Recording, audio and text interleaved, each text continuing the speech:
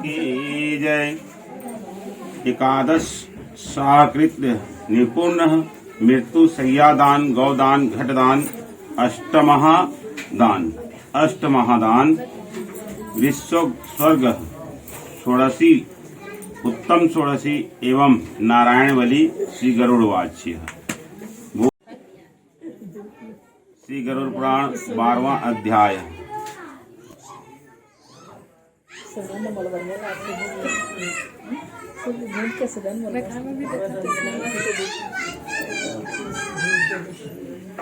एकादश ध्यानी अस्तकेन विधि ब्रूहिण सुरेश्वरः वृषहो गंधर्व विधानस्य वदः मे जगदीश्वरः। एकादशे अन्ये गवगन्तयो प्रयारेवत जलाशायः अर्धदेह क्रिया सर्वां करणीयं प्रयत्नतायः।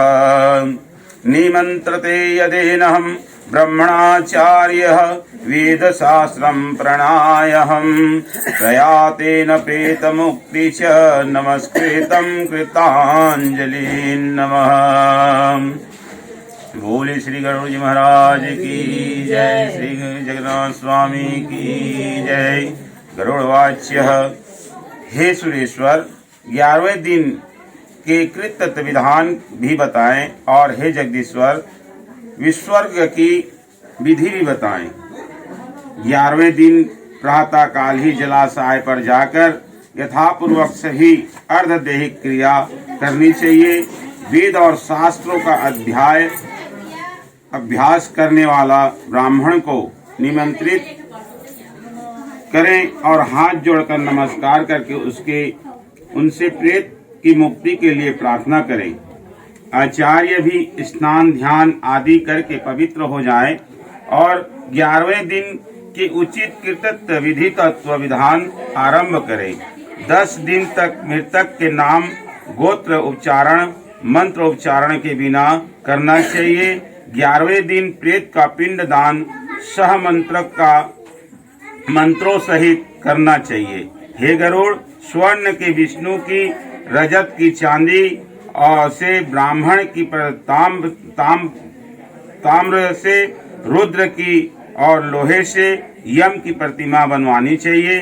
पश्चिम भाग में गंगा जल से परिपूर्ण विष्णु कलश स्थापित करके उसके ऊपर पवित्र वस्त्र वशिष्ठ विष्णु की प्रतिमा स्थापित करें। पूर्व दिशा में दूध और जल से भरा ब्रह्मा कलश स्थापित करें। उस पर श्वेत वस्त्र वशिष्ठ ब्रह्मा की स्थापना करें। उत्तर की दिशा में मधु और घृत के परिपूर्ण रुद्र कुंभ की स्थापना करके रक्त वस्त्र वशिष्ठ रुद्र की प्रतिमा को उस पर स्थापित करें। दक्षिण दिशा में इंद्र को वर्षा जल से परिपूर्ण यम घट की स्थापना करें और काले वस्त्र से वशिष्ठ करके उस पर यम की प्रतिमा स्थापित करें। उसके मध्य में एक मंडल बनाकर उस पर पुत्र कुश से निर्मित कुशामयी प्रेत की प्रतिमा स्थापित करें और दक्षिण मुख विमुख होकर एवं अपवश्य होकर तर्पण करें। विष्णु ब्रह्मा शिव और धर्मराज यम का वेद मंत्रों से तर्पण करें। तब होम करने के अंतर पर श्राद्ध और 10 घट दानी आदि का दान करें। तदंतर पितरों को तारने के लिए गौदान करें। गौदान के समय हे माधव, यह गौ मेरे द्वारा आपकी प्रशंसता के लिए दी जा रही है। इस गौदान से आप प्रसन्न होएं, ऐसा कहें। प्रेत के द्वारा उपभोक्त आभूषण वस्त्र वाहन तथा घृतपूर्ण कांस्य पात्र सप्तधान और प्रेत को प्रिय लगने वाली वस्तुएं एवं तिल आदि अष्टमहादान जो अनंत काल में किए जा सके हो, सैया के समीप रखकर सैया के साथ इन सब का भी दान करें। ब्राह्मणों के चरणों को धोकर वस्त्र आदि से उनकी पूजा करें और मोदक व दूध आदि पकवान उन्हें प्रदान करें। तब पुत्र सैया के ऊपर प्रेत की स्वर्णमय प्रतिमा कांचन पुरुष को स्थापित करें और उसकी पूजा करके यथाविधि मृत सैया दान करें। सैया दान के समय इस मंत्र को पढ़ें, हे विप्र, प्रेत की मासे से युक्त और सभी प्रकार के उपकरणों से समावित यह प्रेत सैया, मृत सैया मैंने आपको निवेदित की है।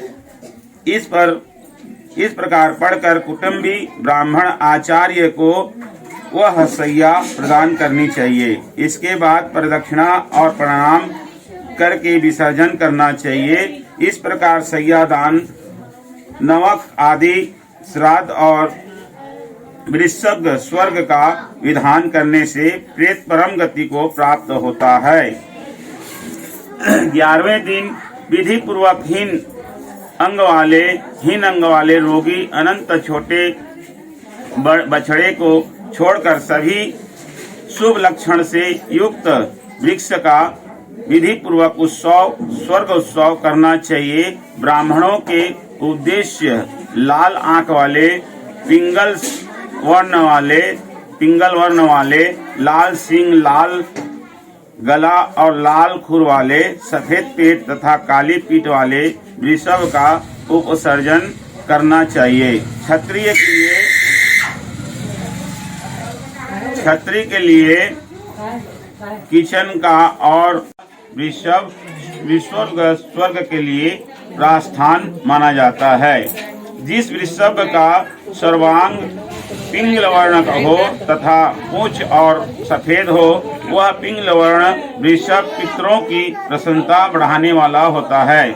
ऐसा कहा गया है, जिस वृषभ के पैर, मुख और पूंछ श्वेत हो तथा शेष शरीर लाग के समान वर्ण हो, वह नील वृषभ कहा जाता है।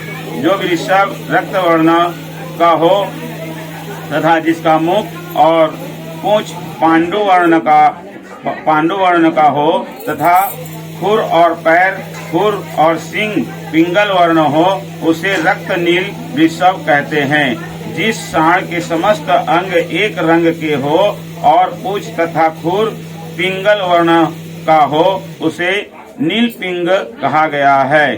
वह पूर्वजनों का उद्धार करने वाला होता है। जो कबूतर के समान रंग वाला हो, जिसके लाल ललाट पर तिलक सी आकृतित हो और स्वंग सुंदर हो, वह ब्रहुनील वृषभ कहा जाता है। जिसका संपूर्ण शरीर नील वर्ण हो और दोनों नेत्र रक्त वर्ण के हो, उसे महालीन वृषभ कहते हैं। इस प्रकार नील वृषभ 5 प्रकार के होते हैं।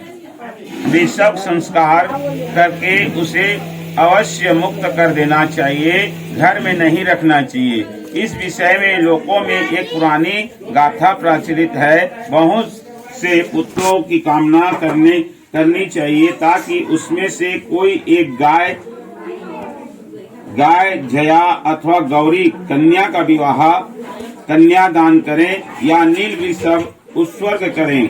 जो पुत्र वृषभ स्वर्ग करता है और 11वें श्राद्ध करता है, वही पुत्र अन्य पुत्र वशिष्ठ के समान है। जिसके जो कोई पूर्वज रौर आदि नरक में यातना पा रहे हो, 21 पीढ़ी के पुरुष सहित वृषभ स्वर्ग करने वाला पुत्र उनको तार देता है। स्वर्ग में गए हुए पितर भी इस प्रकार स्वर्ग उत्सव की कामना करते हैं। हमारे वंश में कोई पुत्र होगा जो वृषभ स्वर्ग करेगा, उसके द्वारा किए गए वृषभ स्वर्ग हम सब परम गति को प्राप्त करेंगे। हम लोगों को सभी यज्ञों में श्रेष्ठ वृषभ यज्ञ वृषभ स्वर्ग मोक्ष देने वाला है। इसलिए पितरों की मुक्ति के लिए यथायुक्त विधान से सभी प्रयत्न पूर्वक वृषभ यज्ञ वृषभ स्वर्ग करना चाहिए। वृषभ स्वर्ग करने वाला ग्रहों की तदक्त मंत्रों से स्थापना और पूजा करके होम करें तथा शास्त्र अनुसार वृषभ की माता गौ की पूजा करें। बछड़ा और बछड़ी को ले जाकर उन्हें कंडगण बांधें और वैवाहिक विधान की विधि के अनुसार स्तंभ उन्हें बांध दें। फिर बछड़ा और बछड़ी को रुद्र कुंभ के जल से स्नान करा के गंध और माल्य समाक पूजा करके उनकी प्रदक्षिणा करें। तदंतर वृषभ के दक्षिण भाग में त्रिशूल और वाम स्वर में चक्र चिंतित करें। तब उसे छोड़ते हुए हाथ जोड़कर पुत्र इस मंत्र को पढ़ें। पूर्व काल में ब्राह्मणों के द्वारा निर्मित तुम वृषभ रूपी धर्म हो। तुम्हारे उस स्वर्ग करने से तुम भाववर्ण से पार लगाओ। इस मंत्र से नमस्कार करके बछड़ा और बछड़ी को छोड़ दें। भगवान विष्णु ने कहा, इस प्रकार जो स्वर्ग करता है मैं सदा उसे वर प्रदान करता हूँ और प्रेत को मोक्ष प्रदान करता हूँ। अतः वृषभ स्वर्ग कर्म अवश्य करना चाहिए। अपनी जीविका अवस्था में भी स्वर्ग अवश्य करने पर वही फल प्राप्त होता है जो पुत्रहीन मनुष्य तो स्वयं अपने से उद्देश्य से विश्व स्वर्ग करके सुख पूर्वक परम गति को प्राप्त करता है। कार्तिक आदि शुभ महीनों में सूर्य के उत्तरायण होने पर शुक्ल पक्ष अथवा कृष्ण पक्ष की द्वादशी आदि तिथियों में सूर्य चंद्र के ग्रहण काल में पवित्र तीर्थों में, दोनों अन्य संक्रांति मकर कर्क में और विषुक्त संक्रांतियों में मेष तुला में वृषभ स्वर्ग करना चाहिए। शुभ लग्न और मुहूर्त में पवित्र स्थान में समाहित चित्त होकर विधि जानने वाले शुभ लक्षण से युक्त ब्राह्मणों को बुलाकर जप होम तथा दान से अपनी देह को पवित्र करके पूर्वक रीति से सभी होम आदि कृतज्ञ संपादन करना चाहिए। शालिग्राम की स्थापना करके वैष्णव श्राद्ध करना चाहिए। तदंतर अपना श्राद्ध करें और ब्राह्मणों को दान दें। हे पक्षीराज, अपुत्रवान अथवा पुत्रवान जो भी इस प्रकार वृषभ स्वर्ग करता है, उस वृषभ स्वर्ग से उसकी सभी कामनाएं पूर्ण होती है। अग्निहोत्र आदि यज्ञों से और विधि दानों से भी यह वह गति नहीं होती जो वृषभ स्वर्ग यज्ञ से प्राप्त होती है। बाल्यावस्था, कौमार, पांडवगण, यौवन और वृद्धावस्था में किया गया जो पाप है वह सब वृषभ स्वर्ग से नष्ट हो जाता है, इसमें संशय नहीं है। मित्रद्रोही, कृतज्ञ, सुरापान करने वाला, गुरु पत्नीगामी, ब्रह्म हत्यारा और स्वर्ण की चोरी करने वाला भी वृषभ स्वर्ग पाप मुक्त हो जाता है। ये लोग महापापी कहे गए हैं। इसलिए हे पक्षीराज, सभी प्रयत्न करके वृषभ स्वर्ग करना चाहिए। तीनों लोकों में वृषभ स्वर्ग के समान कोई पुण्य कार्य नहीं है।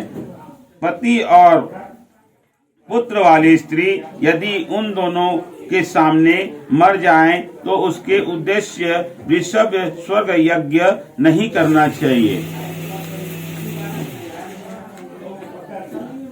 अपितु दूध देने वाला गाय का दान करना चाहिए। हे गरुड़, हे पक्षीराज, जो व्यक्ति वृषभ स्वर्ग यज्ञ करता है, वृषभ भोग, गंधे अथवा कीट पर भार ढोने के काम में प्रयोग करता है, वह प्रयत्न प्रताप्त घोर नरक में निवास करता है। जो निर्दयी व्यक्ति मुट्ठी मुक्के अथवा लकड़ी से वृषभ को मारता है, वह एक कल्प तक यम यातनाओं को भोगता है। इस प्रकार वृषभ यज्ञ स्वर्ग यज्ञ करने के से सहपिंड करने के पूर्व षोडश श्राद्ध को करना चाहिए। वह मैं तुमसे कहता हूँ। मृत्यु स्थान में द्वापर अर्ध मार्ग में चिता में 100 के हाथ और अस्थियों में इस प्रकार 6 पिंड प्रदान करके 10 दिन तक दशागात्र के 10 पिंडों को दान देना चाहिए। यह प्रथम मलिन षोडशी श्राद्ध कहा जाता है और दूसरा मध्य में किया जाने वाला मध्य षोडशी कहा जाता है। उसके विषय में मैं तुमसे कहता हूँ। मध्य षोडशी मलिन षोडशी की भांति ही 16 पिंड होते हैं। पहला पिंड भगवान विष्णु को, दूसरा शिव को, तीसरा सहपरिवार यम को प्रदान करें, चौथा पिंड सोमराज को, पांचवा वैवाह को, हवन करने वाला अग्नि को, छठवां काव्य वाहन करने वाले अग्नि को तथा सातवां पिंड काल को प्रदान करें। आठवां पिंड रुद्र को, नौवां पुरुष को, 10वां प्रेत को और 11वां पिंड विष्णु को प्रदान करें। 12वां पिंड ब्राह्मण को, 13वां पिंड विष्णु को, 14वां पिंड शिव को, 15वां यम और 16 पिंड को तत्पुरुष उपदेश देना चाहिए। हे खगराज, तदाविद लोगों इस मध्य षोडशी कहते हैं। तदंतर प्रति माह के 12 पक्षी, त्रिपताक्षी, उन्मासिक और उनादिक इन श्राद्धों को उत्तम षोडशी कहा जाता है। इनके विषय में मैं तुम्हें बताया। हे ताक्ष, इसको 11वें दिन चरु बनाकर करना चाहिए।